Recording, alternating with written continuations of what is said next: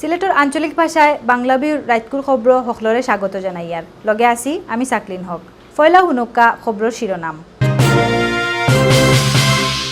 সিলেটে বন্যা পরিস্থিতি আগল্লা খানু, তবে সুরমা ও কুশিয়ারা গাঙ্গর পানি কিছুটা কমছে।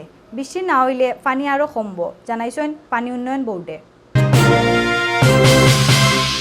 পাহাড়ের ডল আর গাঙ্গর হুতর কারণে বুলাগঞ্জের সাদাফাত্তর ও বিছনাকান্দিত ফাঁকানিত নিষেধ দিছেন প্রশাসনে।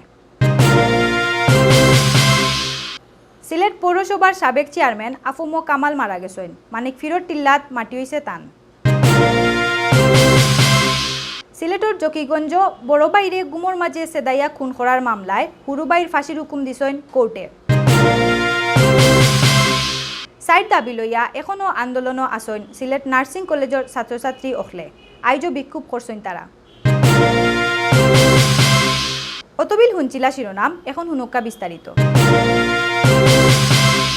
সিলেটও বন্যা পরিস্থিতি বদলাইছে না, আগল্লাখানও আছে, তবে সুরমা ও কুশিয়ারা গাঙ্গর পানি কিছুটা কমছে। বৃষ্টি না হইলে পানি আরও কমব করিয়া জানাইছেন পানি উন্নয়ন বোর্ডে। ইবাইদি গাঙ্গর পানি কমলেও বন্যার অবস্থা আগল্লাখান রয়েছে, কোনো জায়গাত পানি কমছে না। এখনও গোয়াইনঘাট, কোম্পানিগঞ্জ, দৈন্তাপুর, ফেঞ্চুগঞ্জ, খানাইঘাট ও জকিগঞ্জর 1 লাখ মানুষ পানি তাটকা আসেন। রবিবার বিয়ানে বৃষ্টি না হওয়ায় সিলেট শহরের শাহজালাল উপশহরের পানি কিছু কমছিল, কিন্তু মাদান তাকি আবার বৃষ্টি হওয়ায় পানি বাড়িয়া আগল্লাখান হয়ে গেছে। উপশহরের প্রায় 500 বাসার মানুষ পানির ভোগান্তিত আসেন। সিলেটর পর্যটন কেন্দ্র সাদাফাত্তর ও বিছনাকান্দিত ফাঁকানিত নিষেধ দিছেন প্রশাসনে। পাহাড় তাকি নামিয়া হওয়া ডল আর খুব বেশি হুতর কারণে ই নিষেধ দেওয়া হয়েছে করিয়া জানাইছেন প্রশাসনে। কোম্পানিগঞ্জ উপজেলার ধলাইগাঙ্গর ফানি ও হুদ বাড়ি যাওয়ায় সাদাফাত্তর ফাঁকানিত যাওয়া বিপজ্জনক হইয়া দাঁড়াইছে। গত কয়েকদিনে ও গাঙ্গ ডুবিয়া লিডিং ইউনিভার্সিটির এক ছাত্রসহ 6 জন মরছেন। ইবাইদি পিয়াইন গাং হইয়া যাইত বিছনাকান্দি, পাহাড়ি ডলে ও গাঙ্গ হুদ বাড়ি গেছে। ইতার লাগি বিছনাকান্দিত যাওয়ার উফরে নিষেধাজ্ঞা জারি করা হয়েছে করিয়া জানাইছেন প্রশাসনে। সিলেট পৌরসভার 2 বারের চেয়ারম্যান আফুমো কামালর মাটি হয়ে গেছে। শনিবার রাত 10:10 সময় শহরের বেসরকারি এক হাসপাতালও তাইন হেস নিঃশ্বাস ত্যাগ করছেন। ইন্না লিল্লাহি ওয়া ইন্না ইলাইহি রাজিউন। মরার সময় তান বউ, 2 ফুয়া, 2 ফুরি সহ বহুত কুটুম খেস শুভাকাঙ্ক্ষী রাখিয়া গেছেন। আফুমো কামাল 1984 ও 1989 সালও হৌসময়কুর সিলেট পৌরসভার চেয়ারম্যান আসলা।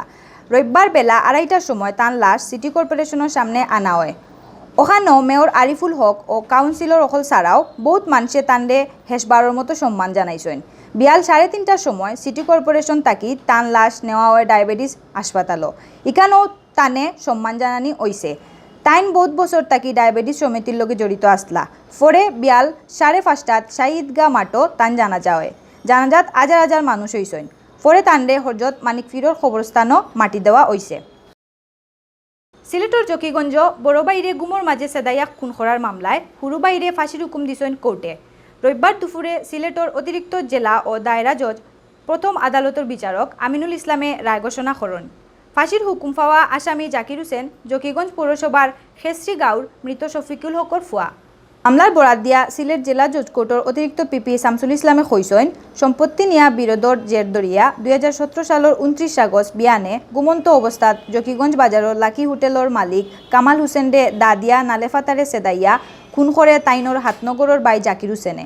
এই সময় বাফরে খুন করার ঘটনা নিজের চৌকে দেখছিলা কামাল হোসেনের ফুরি জিনানুল জান্নাত নিহায়। খুনের ঘটনায় কামালর বউ জান্নাতুল ফেরদৌস রাহেনা বাদী হইয়া জাকির হোসেনরে একমাত্র আসামি করিয়া জকিগঞ্জ থানাত মামলা করেন। কোর্টের বিচারকে রবিবার জাকির হোসেনের ফাঁসি ও 5,000 টাকা জরিমানার রায় দিছেন। নয়া কারিকুলাম বাতিল ও আলাদা প্রফেশনাল কেডার সার্ভিস সহ সাইড দাবি লইয়া বিক্ষোভ করিয়াও যাইরা সিলেট নার্সিং কলেজের ছাত্রছাত্রী হকলে ও লইয়া 1 নম্বর দিন তারা বিক্ষোভ করলা। ক্লাস পরীক্ষা ও প্র্যাকটিস বাদ দিয়া রবিবার সকাল 11:30টাত তারা কলেজের ভিতর থাকি বিক্ষোভ মিছিল বার করেন। মিছিল শেষ করিয়া তারা মিটিংও করছেন। মিটিংও বক্তব্য রাখছেন Sylhet nursing college students welfare অর্গানাইজেশনের সভাপতি অনিক দে, সাধারণ সম্পাদক সিটি শিকদার ও কোষাধ্যক্ষ তানজিনা তিতি সহ আরও কতজন ছাত্রছাত্রী।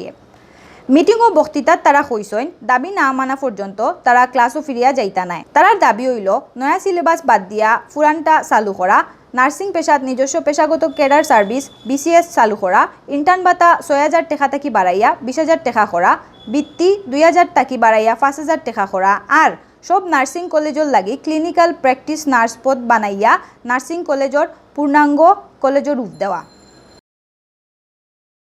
অতবিল হুঞ্চিলা বাংলাভিউর রাজকুর সংবাদ। লগে থাকার লাগি সকলরে ধন্যবাদ।